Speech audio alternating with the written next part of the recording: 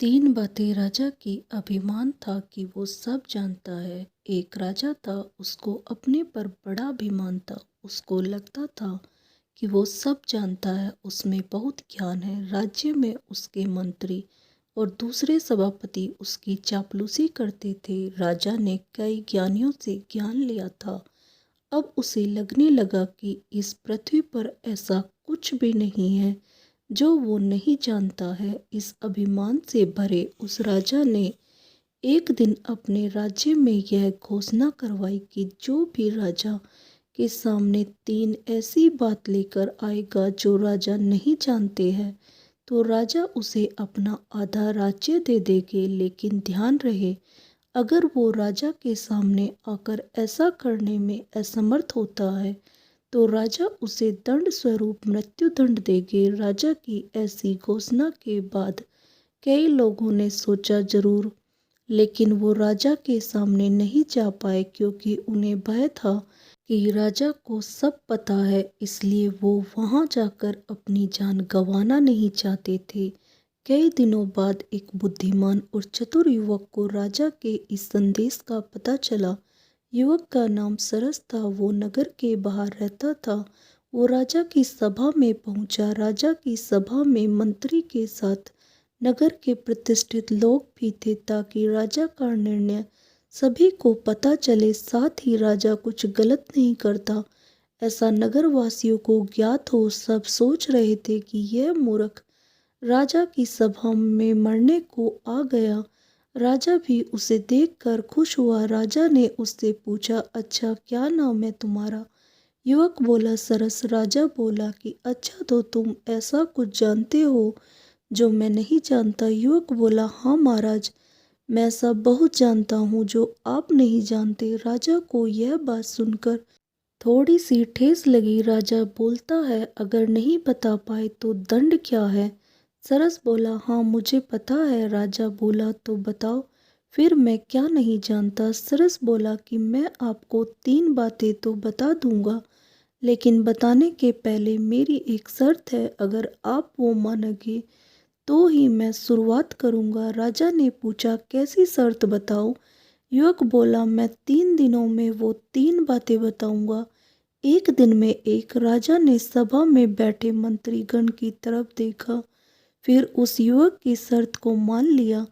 युवक ने पहली बात बताई। युवक बोला, हे राजन, आपके ज्ञान की ख्याति पूरे राज्य में, लेकिन आप शायद यह नहीं जानते कि आपके राज्य में कितने नगरवासी हैं, जनगणना कितनी है। राजा के चेहरे पर थोड़ी सिकन आई, लेकिन फिर उसने अपने मन से कोई भी एक संख्या बता दी और बोला कि तुम्हें क्या लगता है, मैं नहीं जानता था कि मेरे राज्य में लोगों की संख्या कितनी है?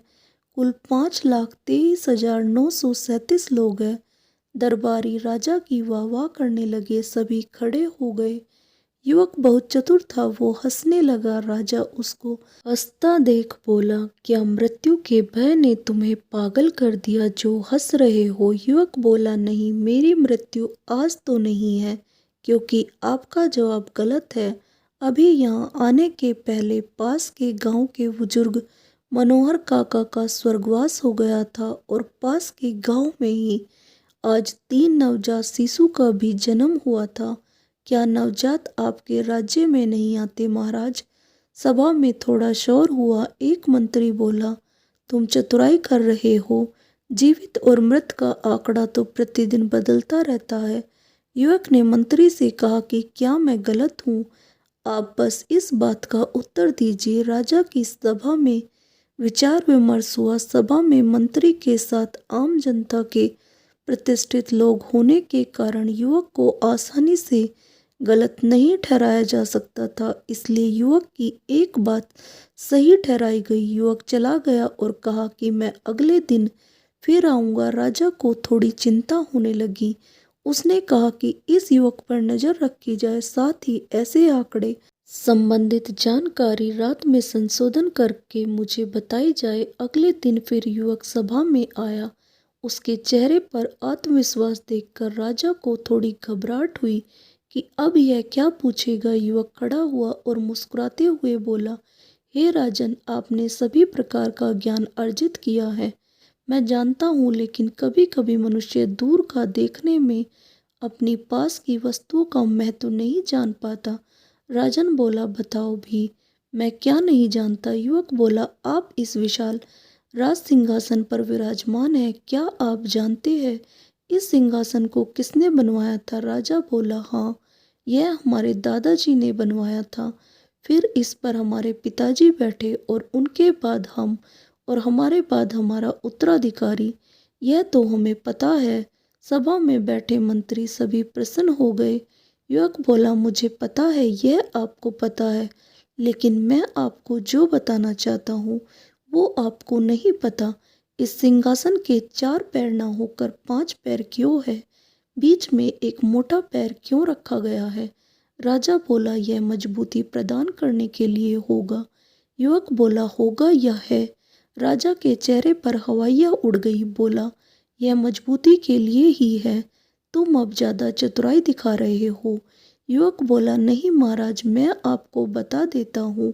आपके दादा पुष्कर नाथ महाराज ने करीब 50 सालों तक इस राज्य पर राज किया। उनके 50 साल पर यह सिंहासन उन्हें उस समय पुरस्कार स्वरूप मिला था। यह 5 पैर उनके मजबूत 50 साल के लिए थे, हर एक पैर 10 साल के लिए। राजा अपने सभापतियों की तरफ गुस्से से देखता है कि उन्होंने यह बात उसे क्यों नहीं बताई। राजा उस युवक को बोलता है, तुम्हारे पास इसका क्या परिणाम है? तुम अभी तो युवक हो, इतनी पुरानी बात तुम्हें कैसे पता है? वो युवक बोला, इस प्रश्न का उत्तर आपको मेरी तीसरी बात में पता चल जाएगा जो आप नहीं जानते।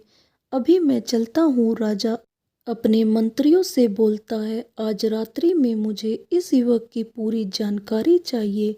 कल किसी भी कीमत पर यह ऐसा कुछ नहीं बताए जो मुझे ज्ञात ना हो। मैं अपना आधा राज्य नहीं खो सकता। अगले दिन वो युवक फिर राजसभा में आता है। राजा उसको देखकर बोलता है, आओ, मुझे पता चल गया कि तुम कल सच बोल रहे थे, क्योंकि यह सिंहासन तुम्हारे दादा ने बनाया था और मेरे दादा को दिया था, इसलिए तुम यह जानते थे। लेकिन अब तुम्हारे पास ऐसा कुछ नहीं जो मैं नहीं जानता। तुम्हें अब दंड मिलना तय है, क्योंकि हम राजा अपने कहे वचन को नहीं टाल सकते, इसलिए तुम्हें दंड तो मिलकर ही रहेगा। युवक मुस्कुराते हुए बोला कि आपके मुंह से यह बात अच्छी नहीं लगती महाराज, क्योंकि आप उसी परिवार से हैं जो अपने वचन से मुकर जाते हैं। राजसभा में शोर मच गया। राजा गुस्से से चिल्लाकर बोला, तुम्हारी इतनी हिम्मत, तुम हमारे परिवार के लिए ऐसे शब्द का प्रयोग कर रहे हो? कौन सी बात से मुकरा हमारा परिवार? युवक बोला, अच्छा, आपको नहीं पता? मुझे लगा कि आपने सब पता लगा लिया, तो शायद वो भी पता लगा लिया होगा। राजा बोला, क्या? युवक बोला, जब मेरे दादाजी यह पुरस्कार आपके दादा को दिया था, तब उन्होंने प्रसन्न होकर उन्हें 200 एकड़ जमीन और 500 सोने की मुद्रा भेंट देने की घोषणा की थी। लेकिन उसके कुछ दिन बाद ही आपके दादाजी का स्वर्गवास हो गया था। तब मेरे दादाजी ने कहा था कि जो भी महाराज होगा वो हमारी भेंट आज नहीं तो कल हम तक ले आएगा। तब से हम अभी तक प्रतीक्षा कर रहे हैं। प्रतीक्षा में पहले मेरे दादाजी गए, फिर मेरे पिता। आपने यह घोषणा करवाई तो मुझे लगा कि यह सही अवसर है आपको यह भी बताने का। ऐसे तो आपको सब ज्ञात है। अब आपको अगर यह नहीं पता था तो मुझे आधा राज्य दीजिए, और अगर पता था तो पहले आप अपने दादाजी की बात रखेंगे या अपनी? यह निर्णय मैं आप पर छोड़ता हूँ। आप जो भी लेंगे मुझे स्वीकार है। राजा को भरी सभा में यह सब सुनना पड़ा। राजा को अपने पूर्वज का भी सम्मान करना था, नहीं तो उसकी छवि खराब हो जाती। साथ ही अगर वो कहता कि उसे नहीं पता था तो उसे आधा राज्य देना पड़ता। राजा अपने ही जाल में फंस गया था। उस युवक के चेहरे पर मुस्कान थी। उसे पता था कि अब उसे मृत्युदंड तो नहीं मिलेगा।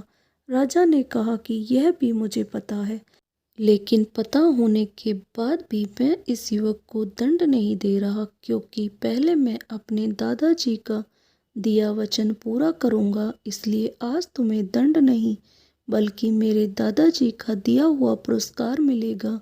सभा में तालियां और राजा की जय जयकार हुई, लेकिन राजा उस युवक की तरफ ही देखता रहा और खुद को इस तरह का प्रयोजन करने के लिए कोसता रहा। आपको ये कहानी कैसी लगी कमेंट कर हमें ज़रूर बताएं। इस तरह की अच्छी कहानियाँ आप यहाँ पढ़ सकते हैं। हमारे चैनल को सब्सक्राइब करें। धन्यवाद। राधे राधे।